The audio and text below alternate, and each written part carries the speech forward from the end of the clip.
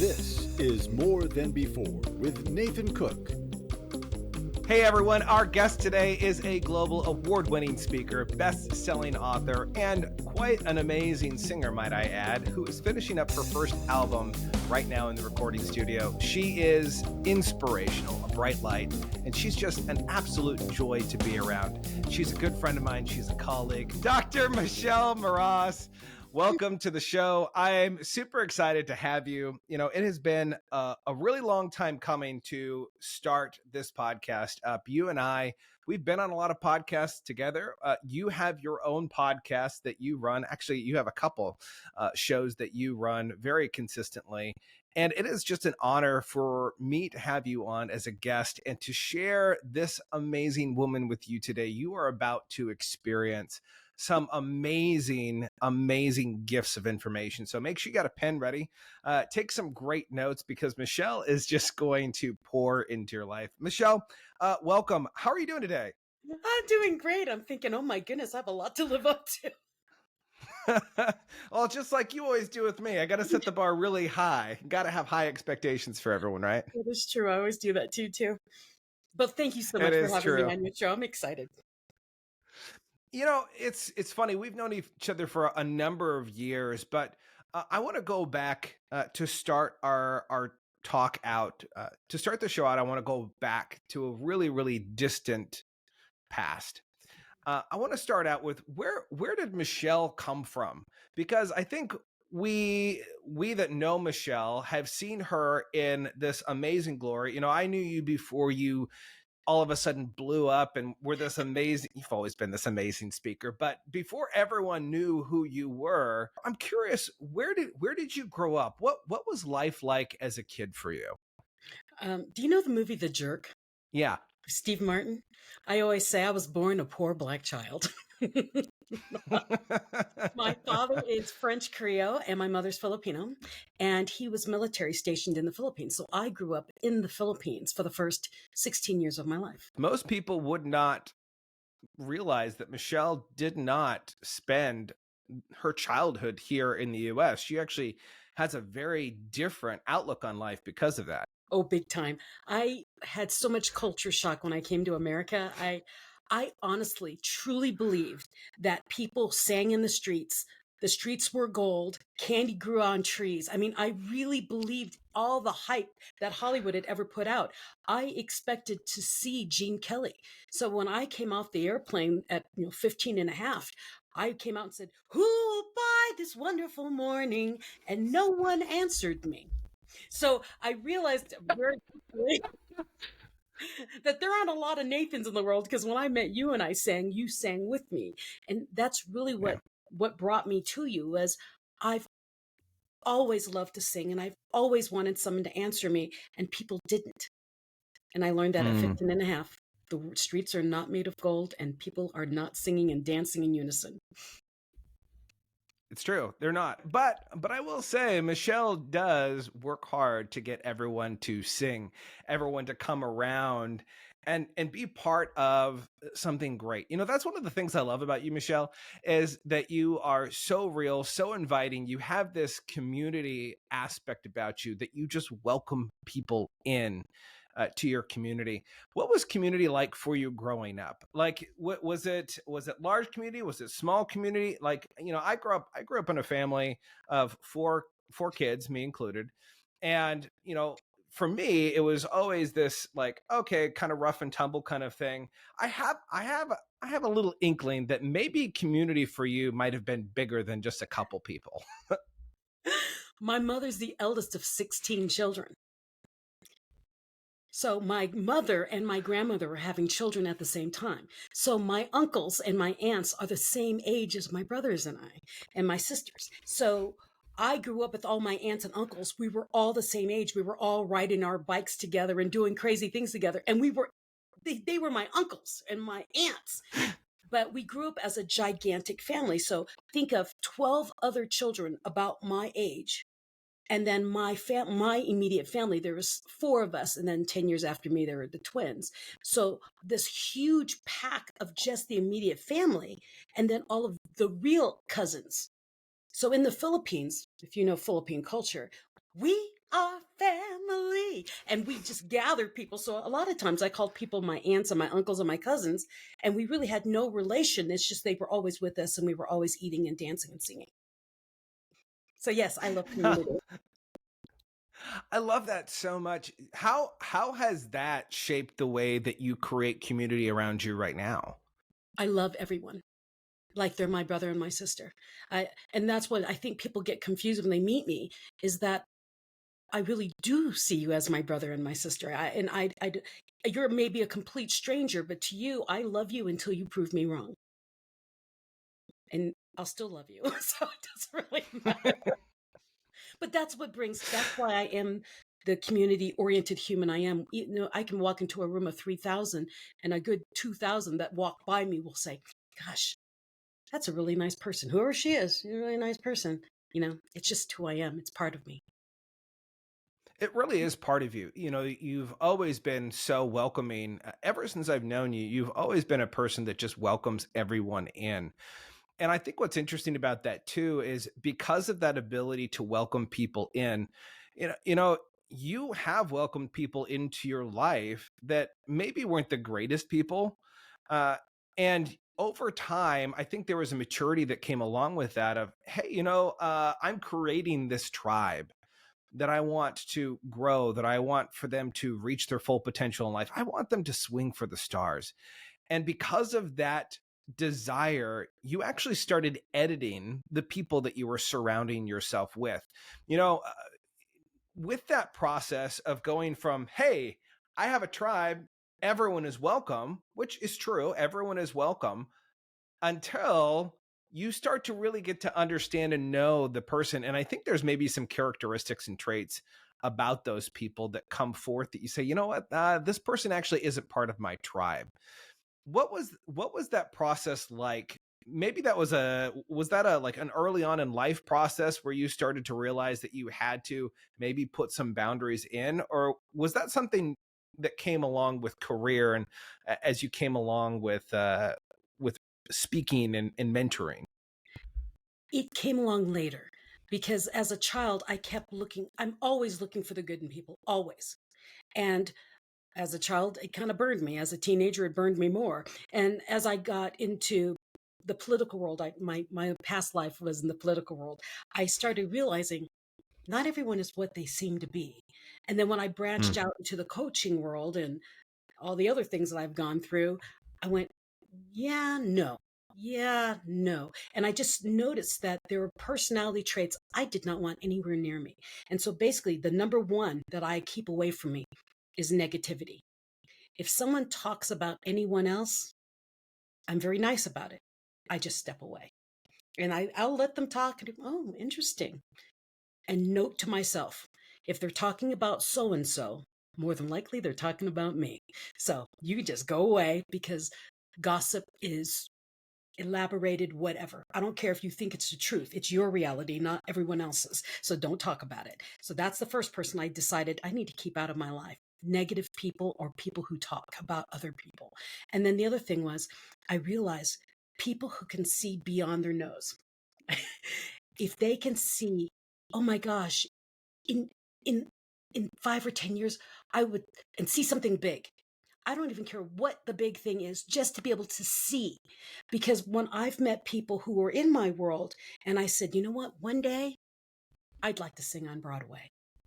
And they went, well, the chance of that, you're not even in New York. I knew I needed to keep those people away from me.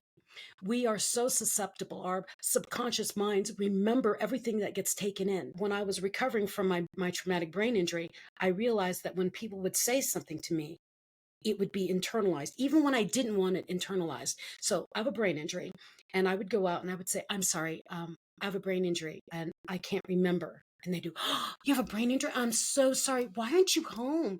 I mean, how do you feel? Are you sick? And they would ask me all these questions. And although I'm saying straight to them, I feel fine, I'm just tired. When I would get home, my brain, my subconscious would take in everything they said, and I would do, I have a brain injury. Maybe I'm sick. Maybe I should sit in the dark. And my body would get physically ill. So I am very careful of the people who interject negativity into my mind, even when they don't even mean to. So, oh, Mm. you're 55? Wow, do your joints ache? Because, wow, when I was 45, my joints were aching. No, I'm good. And I'll walk away. Why? Because I am 55, and if I hear that, I will start aching. It's what your mind does. You take on what you hear. So I also avoid music that is agitating, movies that are agitating, TV shows, anything negative that will be put into my subconscious mind, I avoid. So that's why I'm usually singing happy songs and Disney songs, and I'm laughing and smiling and watching things and like nature shows where birds are flapping. No, not the tigers eating things, but just happy things because I know my subconscious mind really is sensitive to it. And I believe everyone's is. I just notice it because I have a brain injury. I think what's really interesting about that, I love that you give like two really good parameters that you've put in place in your life to make sure that you're putting the right people in place. Actually have this kind of dual thought within the people that you're bringing around you. First of all, the negative people, those that might speak or gossip about others. I love that you say that. But the negative thought person that is in your life is truly, and it's going to sound really bad, but they're cancer.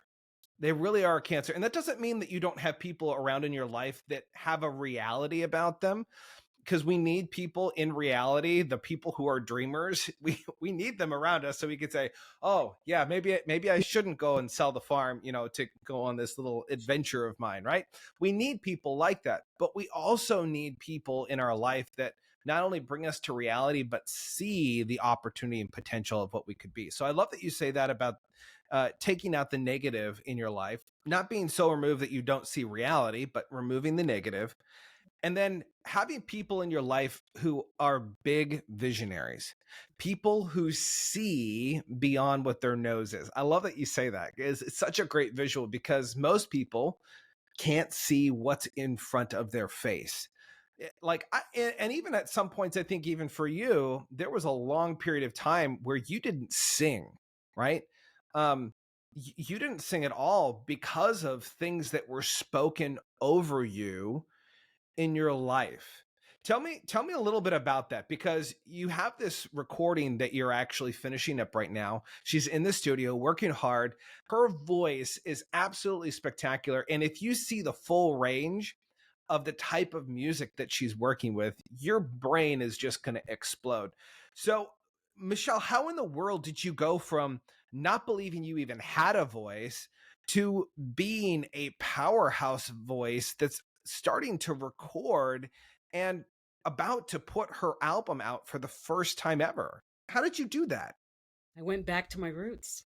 When I was a little girl, my father wanted us, there were so many of us in the family. He wanted us to be like the new Jackson 5. And so I was always the front person. I was always the singer. And they would always put me in the front and I would sing. And as I got older, I would try out for church choir. And they would say, sorry, you can't be in church choir. You can't sing. You can't sing. And so I would hear, you can't sing. And then when I was in high school, I had in my mind, I can't sing. And I remember one of my siblings said, well, Michelle, you're a church singer. You're not a singer. Well, so I went back to church and church said, no, you are not a choir singer. You don't blend. And so I thought Hmm. that was a very bad thing. So in high school, all of my friends, I was a big band person, pep band and all that stuff, but I never joined the choir. And one day I was walking down the aisle, the hallway of the school, and you know me, I always sing nowadays, especially. But in high school, there was a girl named Wendy, and I had this crazy thing about me where I love to sing lyrics that work like sentences. And so she was walking down the hallway, and I went, "Who's peeking out from under the stairway?" And I was singing to her down this hallway, and it was echoing like a bathroom. So the acoustics were amazing. And a teacher jumps out of the room and he goes, "Who's singing out here?" And I went, "Ugh," and I hid. And all my friends went, "It's Michelle." And they all pointed at me. I'm like, they all outed me out. And the teacher comes out and he goes, "Why aren't you in my choir?" And I said, "Oh, I'm sorry, sir. I can't sing." And he said, I beg to differ. And he brought me in and he played scales on the piano and he told me, whatever I play, you sing. And he went dum da da da da da dum da da da da dum. He went all the way up. And when he's done, he said, "Do you know you have perfect pitch?" I said, "I don't know what that means." And he said, "You also sang 3 leisure lines above the staff and 2 below. Perfect." I went, "Okay, is that good?" He is, "That's very good. You're in my choir." And so he brought me my entire schedule. He took me out of physics to put me in his choir. And I ended up having moved my physics class. It was crazy. He moved me. And he was the first one who said, "I don't know who told you you can't sing, but you can sing." That was my senior year. I never auditioned for anything, for any solos, because I'm just a singer. And I remember him coming up to me and he said, "You need to audition for the class song." And I said, "Oh no, that's for so and so and so and so. I'm not that good." He says, "Just audition." And we auditioned in front of the whole choir for our senior song for graduation. And I got it. And I sang in front of my graduating class. And my class alone, I think, was like 5,000. And I remember the whole room. And it was from Fame. I sing the Body Electric. I glory in the glory birth. And I remember singing in it, my whole voice, taking that entire stadium up, thinking, "Oh my gosh, I love this." But as years went by, I never got into the choir again. And then I was told to shut up. I was too loud. And I remember encapsulating that into me. And it wasn't until I met you at Dr. Paul Sheely's event that I had this huge revelation that my voice was part of who I am, and that by holding it back, I was holding back the next level of me. I was always lost. And now I found myself, and I found it through music. And so that is why now I've recorded an album, because people like you in my life, I mean, you are one of the people I kept near, because you see the potential in me, you see the dreamer in me, and dream with me, and then help me dream bigger than I can dare to dream. It's having people in my world that do, you know what, wouldn't that be cool? And we dream big. And what I do is I shoot for the stars, and wherever I land, I'm happy. And now I have an album coming out, and I found out by my music producer, who happens to be a Commodore, that I have a phenomenal voice. Here I am always thinking I was mediocre. I'm okay. I'm a great Disney singer for my kids. To know that I have an album with a person who has an ear for music, that's all he does. My husband has a recording of me singing in the recording studio. And Thomas, his eyes are closed. He's not touching any keys. And he's in the music while I'm singing. He's not touching anything. And I think that is probably the biggest wow, that I have a trained musician who's been doing this for 50 years of his life or whatever, in love with my voice. And I think, what are the possibilities? And what's next? Because dreamers like you, wow, what's next? I'm excited. You know, it's spectacular. I love what you said this a little bit earlier, and I want to double back to this. That it's important to surround yourself with people who believe in you. You know, it's funny because as you were talking, this phrase came into mind: "Don't let people place their perceptions of you on you." Because that's what happened for a long period of your life. Because the majority of people that are around us, that are around people, you know, I would say that you and I were both bright, shiny stars. We naturally attract, you know, people throwing things at us. And there's something about this piece of, it's really easy for us to allow other people to place their perceptions on top of us. And the more we allow other people to place their perceptions on us, the more we begin to change to meet that expectation. Whatever expectation you allow people to place on you, you'll never outlive that. However, if you place your own expectation of yourself to be higher than that of anyone else, then you will always rise to that level of expectation. You'll never go below that. You'll always meet it, and you'll never go above it either. So place a great expectation of who you are and who you're created to be, because I love this. Your teacher was the first person who you borrowed belief from. You borrowed belief from this teacher who heard your voice and said, "Oh my gosh, Michelle, you are absolutely spectacular. You need to join my choir." There's the belief. And then he saw something greater in you. Hey, I want you to be the star. I want you to belt it out and to sing. And what you never knew and what you know now, maybe not back then, but your voice was part of who you are.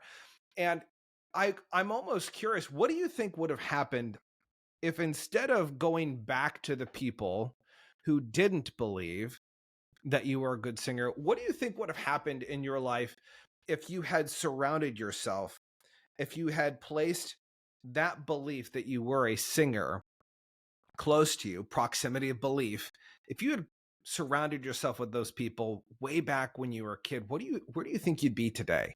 Honestly, I would have sung the original Porgy and Bess Summertime. I would have done it younger. But the thing is my voice has matured exponentially over the past 5 years. And I was smiling at you when you were doing that review because a quote came to mind, and I happen to have it on my board here next to me. It's a quote by M.H. McKee. It says, "A true leader has the confidence to stand alone, the courage to make tough decisions, and the compassion to listen to the needs of others. They are much like eagles. They don't flock. You find them one at a time." And I keep that next to me because I meet so many eagles in my life. And they're with me for a little bit. I learn and then they fly away. And now I see myself as an eagle that also I come through, I'll help somebody, and then I fly away. And there's so many of us just kind of circling around, doing our thing and helping each other when we need each other. But like your question, who would I be if I was surrounded by people who believed me from the get-go? You wouldn't be talking to me right now. The other thought, it's kind of dark. I would have burned out by now. I'm 55. If I had started when my father wanted me to sing when I was 5, I would have been like a young Michael Jackson. I would have been either went supernova or burned out and has been now because I went too fast, too soon before I was mature enough to understand. See, I also do believe everything happens for some reason, what shape or what form. But everything that has gone on in my life has prepared me to, one, handle the amount of attention that will come with this ability to sing. Because apparently I have a very unique voice. And two, all the things that have happened to me in the past have prepared me mentally to be strong enough to handle the criticism that comes with being in the spotlight. The old me would have crumbled. The new me says, bring it. It's okay. I don't need your opinions. I know who I am. You see? Yeah. I love this about Michelle. For those of you that don't know Michelle, definitely follow her on Instagram, on Facebook, wherever there's social media. She has social media out there. Make sure you follow her. But one of the things I love about Michelle is truly her journey. If you were to go back, it's funny because I was actually going back a little while ago and I was looking for when Michelle first stepped out into the speaker world. I was encouraging her to do Facebook Lives when Facebook Lives were a thing. And so I was like, hey, you need to go and you need to start Facebook Lives and do it. And she said, well, I'm only going to do it if you do it with me. I'm not going to do it for any other reason. And so I said, okay, I'll do it with you. And so I was searching through Facebook to find our first Facebook Live. I took a little screenshot here. Now, look at the woman. If you're watching the video here, if you look at her, you see a woman that is just completely stressed. She how much did you weigh in this picture, Michelle? That was before my cancer diagnosis. So I believe I was at least 300. Okay, so over 300 pounds. And I'm not, my mother taught me well, I'm not going to ask now, but if you were looking at Michelle right now, she doesn't look anything like this photo. And one of the most remarkable things about Michelle is that if you were to look at her and look at this picture from the past, you would say, oh my gosh, Michelle, did you get on some kind of diet? Are you on keto? Are you on paleo? Are you, What diet are you on? What did you do to lose all that weight? And here's what I know about Michelle. The time of transformation and change for her had nothing to do with diet. It had nothing to do with exercise and had everything to do with her identity and her mindset. Michelle, you know exactly that time period that I'm talking about. Walk through for the listeners right now. What did that look like for you to release, right? That's the word we like to use. What did it take for you to release this weight? Because it wasn't a physical thing. It was 100% a mental thing in order for you to be where you are today. Well, I think it's a 98% mental thing, 2% physical. I was battling a brain injury, so I have a traumatic brain injury, and on top of that, got diagnosed with breast cancer. Now, the old me was, I need my brain, I don't care about my body, and so I just let my body go, okay? My brain injury, I was stuck in my body for over 2 years, so they've just fed me and I never moved, and so I gained a lot of weight. So I've dropped 240 pounds. Okay. So when you look at me, you think she's definitely on some sort of a diet. No, I'm on a live it. I say a live it because with my brain injury, I had to feed my brain food for it to heal. I needed high protein. Well, with the high protein came high fat. So I'm eating protein and then my cholesterol started going up.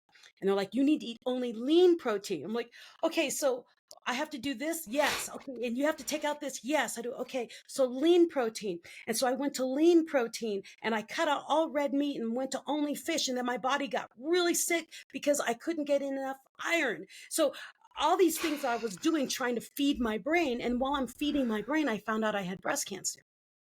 So my brain started healing. Then I found I had breast cancer. But with breast cancer, you basically go on a very strict, almost like a diabetic diet, where you have to watch every carb that comes in because carbs turn to sugar.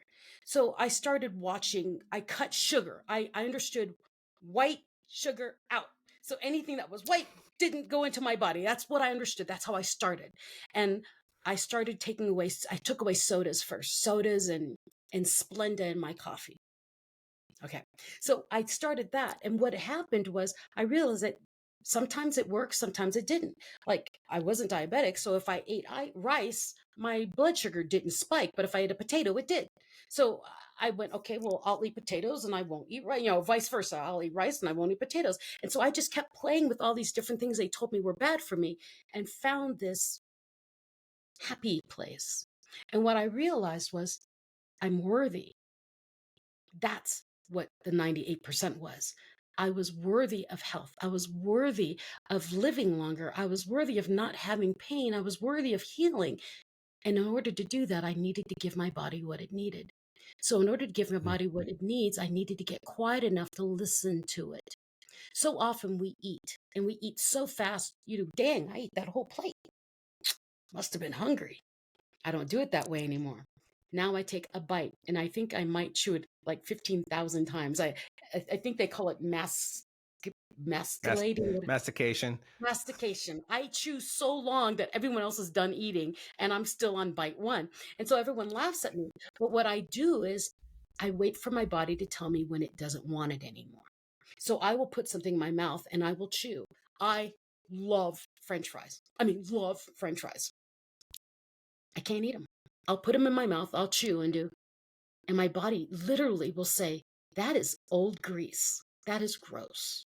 And although I love them, my body hates them. So I listen to my body. That's kind of how I did it. And so if you're ever around me, yes, I eat slow.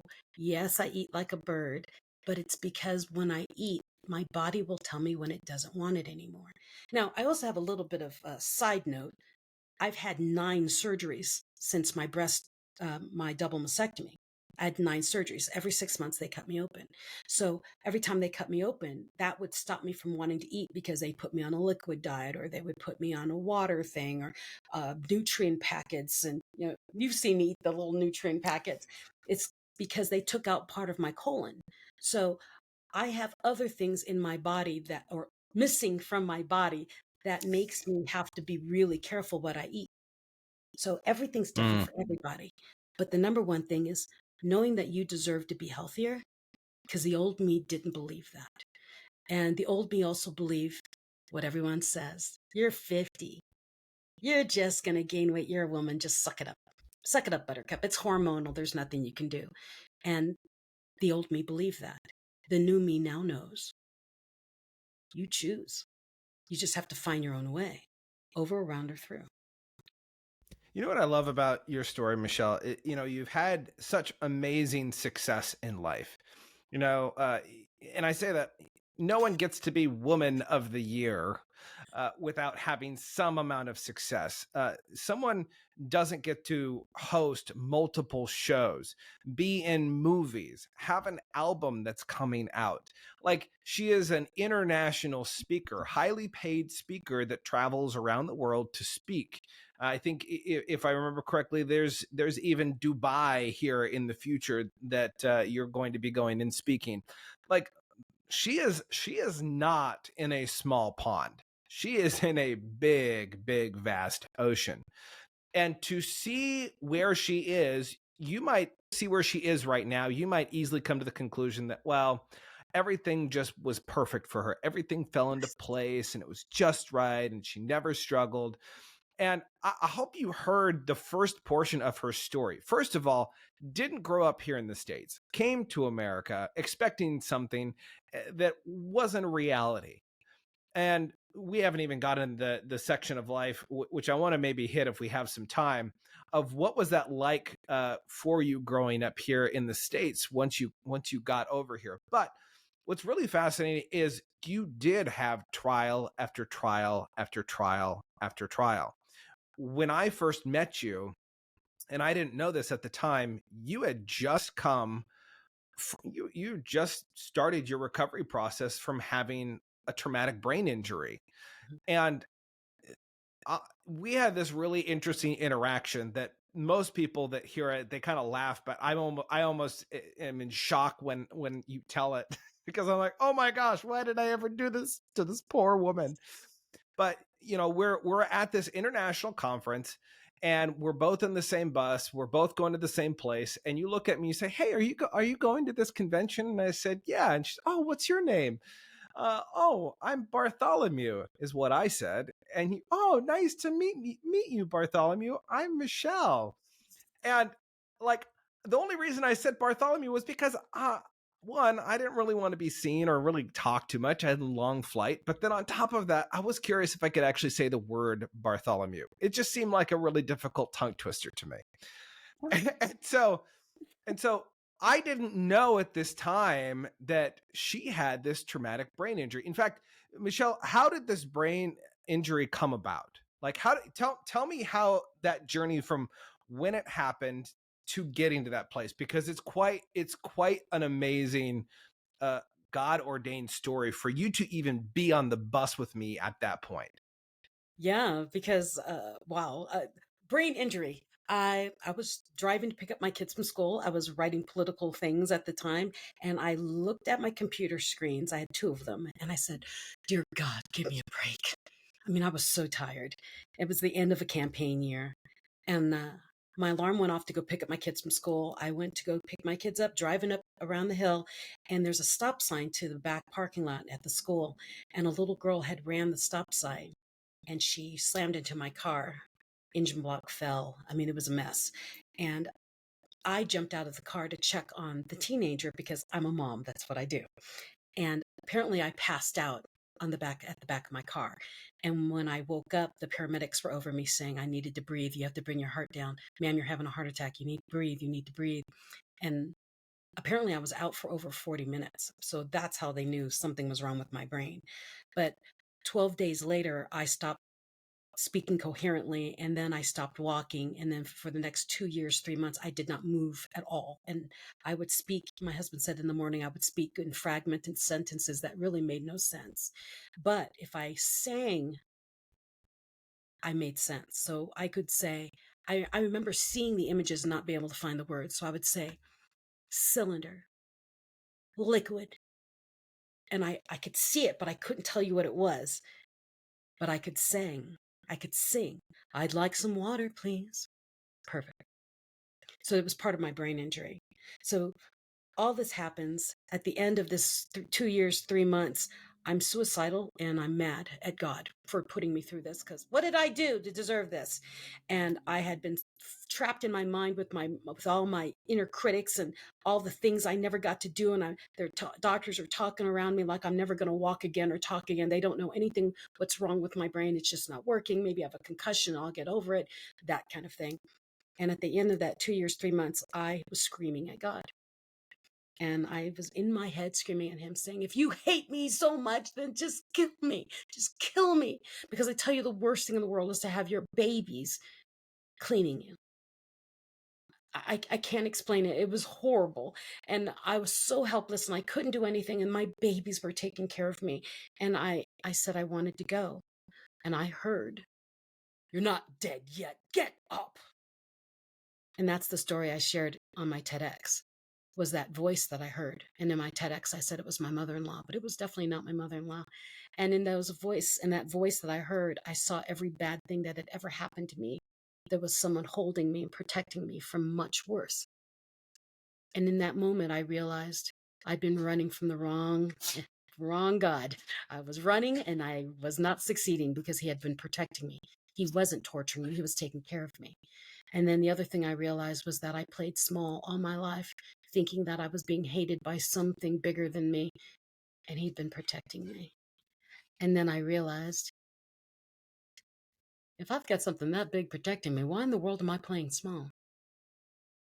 And I promised God that I would walk through every door. I would say yes to every opportunity. And if it was meant to happen, it would go. If it wasn't meant to happen, then it wouldn't. And so I kind of live that way now. It's like, okay, I'll do it. Oh, didn't work. Okay, no big deal.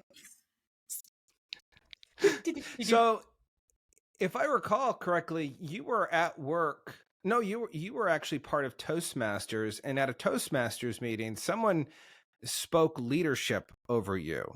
Yes. So, Specifically, they kind of like your teacher back in high school who said, "Hey, you're a great singer." Someone came up to you and said, "Hey, Michelle, you're actually a leader. Like you're a yeah. good leader." And you kind of gave him the stare.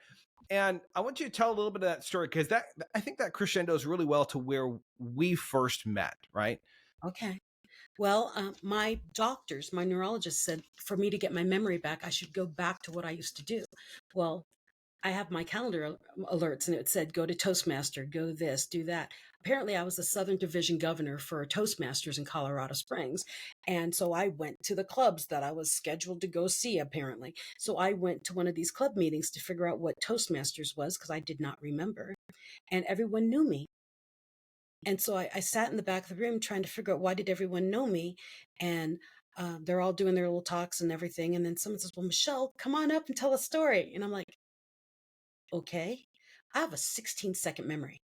I went up, I tell a story because I forgot that I didn't know how to tell a story. And I told some story about a crocodile when I was a kid. And when I came back, Robert Kittredge came up to me and he said, are you okay? And I said, I have a brain injury. He says, well, you seem off. And I told him I have a brain injury. And that's all I said. My daughter took over and said, yeah, she got in a car accident, blah, blah, blah, blah, blah. And he said, Michelle, you're a great leader. And I said, I am? He goes, oh, yeah. He goes, maybe you should check out the John Maxwell team and study it, because that will maybe click your memory. Instead of you driving around town to Toastmaster meetings, you could be at your computer and just listen, and maybe it'll help. And so I did that.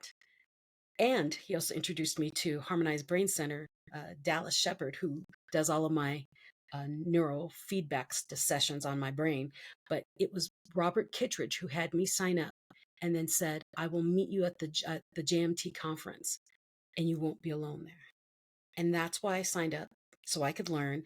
Apparently, as my husband, when I went home and told my husband what Kittredge said, he said, yeah, you have a whole bunch of John Maxwell books. I'm like, I do? And so I looked and I'm like, I really do have a lot of John Maxwell books. And so I ended up studying this, and a lot of it did click. I had been reading John Maxwell books since I was 14. So I'm a big fan of John Maxwell, just didn't realize it. And then I went to the John Maxwell conference to be certified, because part of my brain injury is I didn't have a strong recall. I could not remember bills and things of that nature for the political arena that I used to have. And so I was shifting to help myself as a coach, not to help anyone else, just to help myself. And that's where I met you going to the John Maxwell conference, was trying to be around other people that were positive, other people who were improving themselves would help me. It was all selfish. Help me find who I am around all these positive people. And look, we're still friends.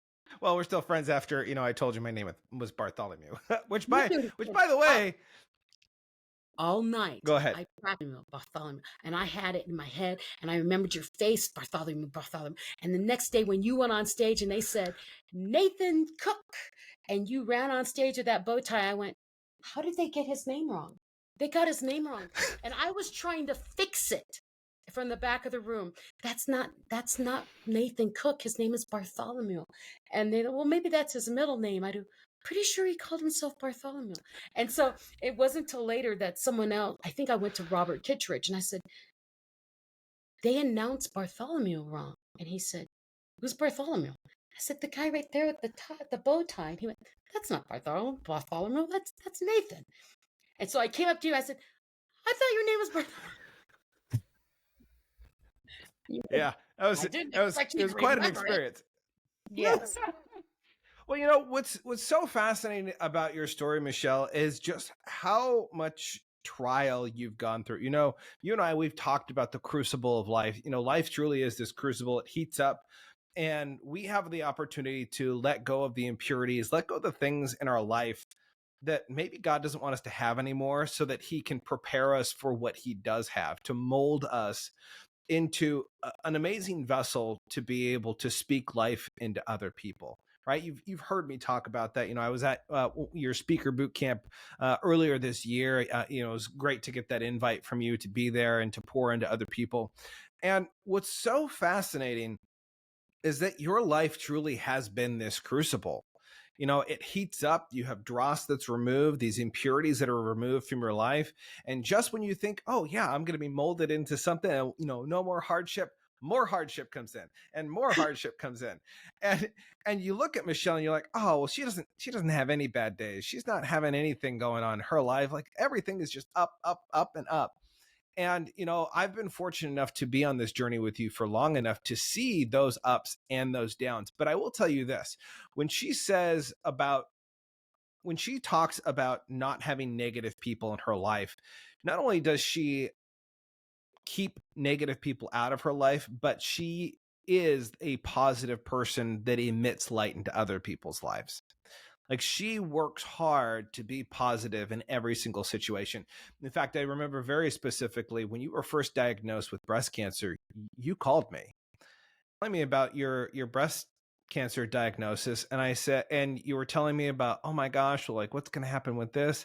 And it was a moment where you weren't maybe quite as positive as you normally are. And I said, but think of all the people you're going to be able to help now with this story. Yeah. And all of a sudden that shifted. And from that point, I never heard the, oh my gosh, I'm going through breast cancer piece. From that point forward, it was always, this is an experience that I have, that God has given me, he's gifted me, that I'm going to be able to speak life into other people. You have this natural ability to be positive, a positive light into other people that it doesn't come natural to a lot of people. In your life, how has being positive that I think it's a core identity of you. I think your core identity is being a positive person and seeing the good. Even when it's hard to see good, you still see the good. How has that played well to you, even in some of the hardest circumstances in life, where maybe the people weren't as kind, that weren't as true as you would hope they'd been? That positivity is my core of resilience. When people ask you, how am I so resilient? Yeah. I choose to be the coffee bean. So for those of you who don't know what that is, a carrot is hard, right? In its natural state. An egg is very delicate in its natural state. A coffee bean is bitter and hard, and no one knows what to do with it in its natural state. But you put all three of those in boiling water, and you put it in, and you put it in, and you put it in. The carrot dissolves into nothing. It goes from being hard to bleh, gone. The Mush. egg, yeah, the egg, which was so fragile, becomes so hard, and if you cook it long enough, it starts to stink. I mean, it alters itself to something polar opposite. But the coffee bean, which no one knows what to do, but you put it in that hot water again and again and again, and it puts off an aroma. It takes over the environment. It changes the environment. I choose to be a coffee bean. I will not be that fragile flower that when bad things happen, I break and crack and I don't know what to do. Or neither will I lose my identity like the carrot does. I choose to change the environment that I'm in. That's the positivity in me. That's the resiliency that happens in me. And it has saved my life in every bad thing that has happened in my life. And I remember talking to you about that breast cancer ordeal because I remember coming out of my brain injury, doing what God wanted me to do. Yes, I'm doing it. And then got this diagnosis of breast cancer. And I remember thinking, am I not moving fast enough? I mean, God, what did I do wrong? I thought maybe I had squandered the time He had given me to do whatever He wanted me to do. And when you said that I could help other people, I went, that's it. He's giving me more so I can help more. This is awesome. And so when doctors were talking to me, like when they cut my breast off, I mean, they gave me a double mastectomy. All the other women in the ward were crying. I wasn't. And when the doctors and all the nurses started coming in my room, I said, am I dying? And they said, why? I said, because you're all in my room. And they said, you're just so happy. You're just glowing this joy. And you just had this surgery removing your breast. Why? Why are you so happy? And I said, because it didn't kill me. I'm alive. You saved me. And now I can go do more. And they went, how do we duplicate you? How do we help? Well, that's what I'm doing. I'm a speaker. I have a book and I'm writing another book right now. I mean, and they're like mind blown. I had a lot of fans in the hospital because of that attitude change. And that's how another time I got to be closer to you is the John Maxwell DNA Award. I won for positive attitude out of all those coaches around the world, just like you won. Right? Mine was valuing people and adding value to them. So you have this adding value and valuing people, and then you have this, amazing woman on the other side of the table that's that's having a positive attitude. Hear what Michelle was just talking about, because her words should be ringing in your ear, because so many people, and maybe you're in this position right now where you feel like, man, life is just hitting me and I don't feel like it can get up. Like the economy is bad, or I lost my job, or maybe I'm going through a divorce, or maybe I'm having issues in my relationships, or maybe my kids are wandering away from me, or there's this and there's that. And you can point to all the bad things that are happening in your life. We categorize them as bad, right? I hope that you hear what Michelle's saying, is that the things that are happening in your life, God is preparing you for something. There's a reason those things are happening in your life, because God wants you to show up differently in this next season of your life. There's a reason that He's giving you these things, and it's not to make you hard like the egg. It's not to make you soft like the carrot, but it is to be a leader. John Maxwell talks that leadership is influence, nothing more, nothing less. That every single person is a leader, whether you're a small kid or someone who's on the other side of the mountain coming down. Every single one of us is a leader. And the only way that we can be an effective leader is to not be changed from here only, but to start creating change that goes out from us, that emits from us. Michelle, there are a lot of different topics that we've talked about. And I love just how real you are. Who you are truly does come out of everything that you say, everything that you do. And I want to touch on this last piece because I think it's big, in terms of your relationship with God, because I think that a lot of speakers, a lot of people, they don't speak about God. That, like, we kind of categorize God as, this person, ethereal being out there, but you have an amazing relationship with God where you walk with him. It kind of reminds me of that old hymn, you know, I walk with him, I talk with him. Like you have a connected relationship with your creator. And I think so many people are seeking that. So many people are just kind of lost nowadays. And I'm curious for you, how has your relationship with God, how has that transformed your life in terms of walking through these circumstances? Like, what is that relationship with God like? What is that meaning for you? It's freeing.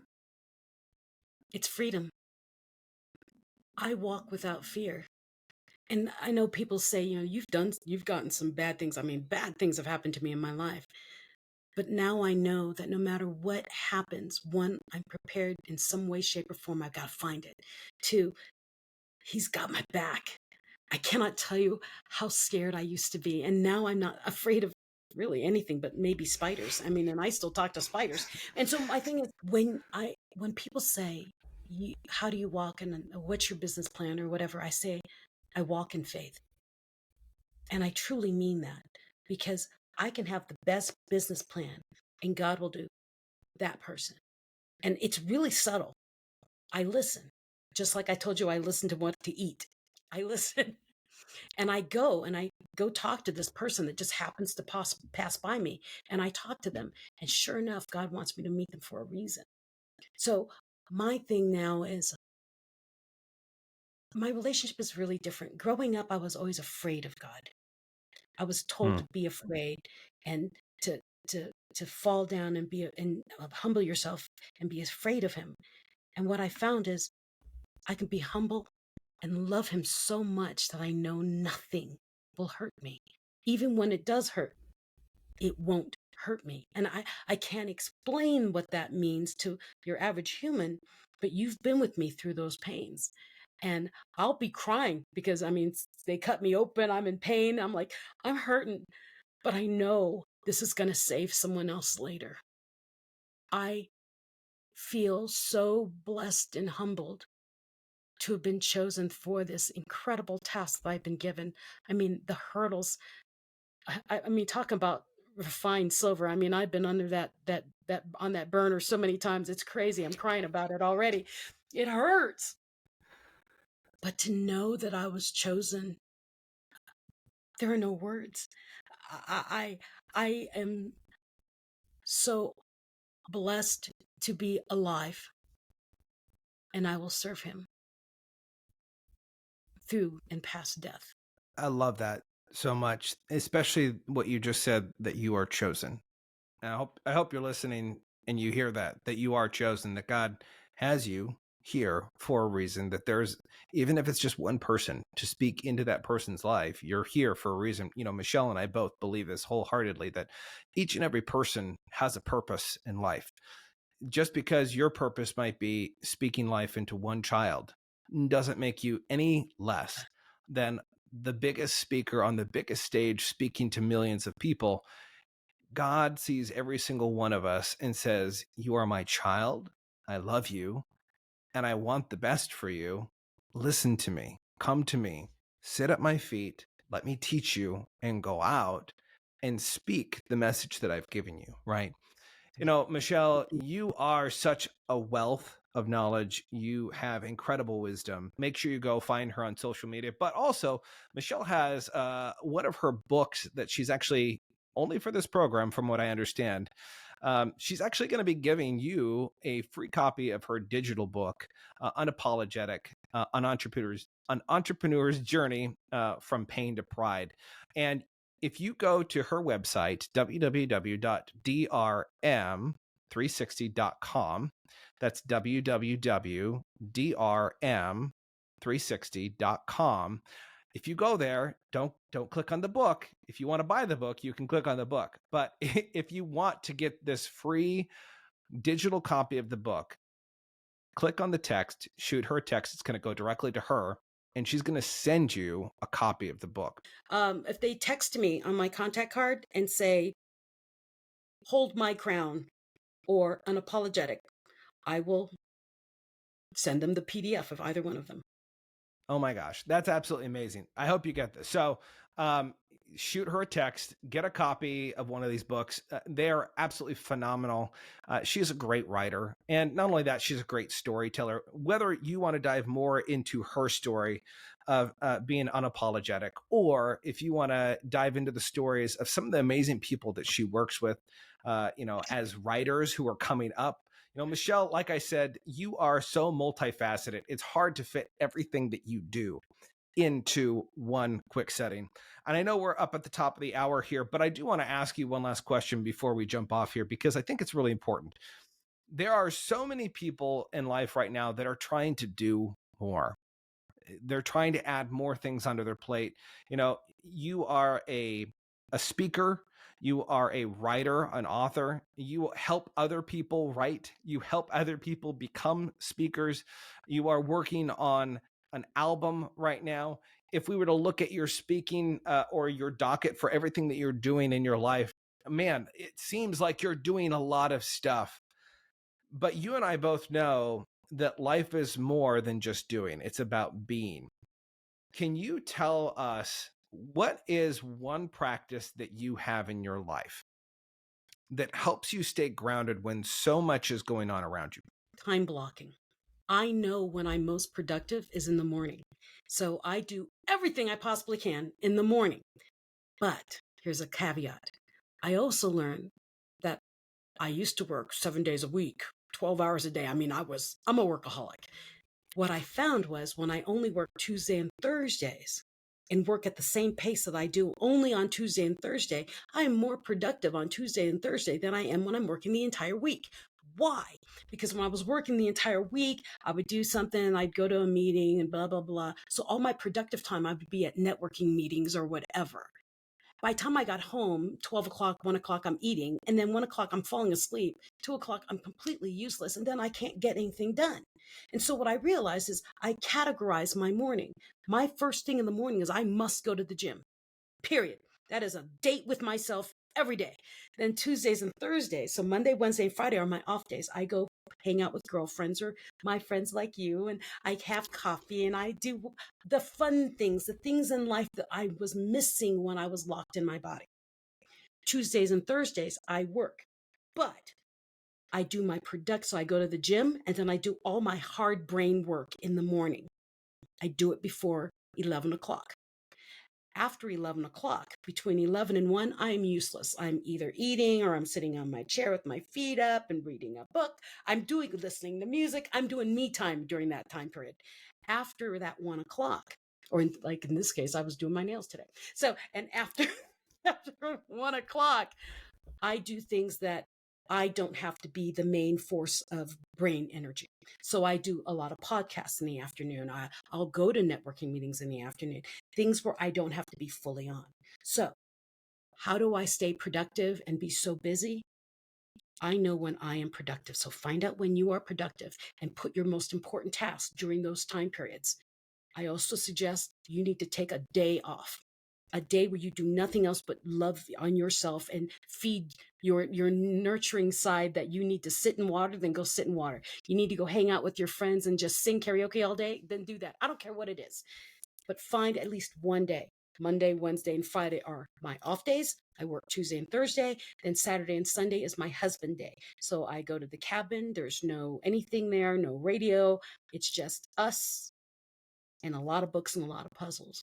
So yes, I'm incredibly productive by taking a lot of time off. It's so easy for us to want to fill our calendars with more, but I love the fact that you intentionally, through time blocking, yes, you're productive, but through your time blocking, you create space, you create margin in your life to make sure that you can actually show up for those times, to be grounded in who you are, so that when you show up, you're the best version of Michelle that can show up in that exact moment.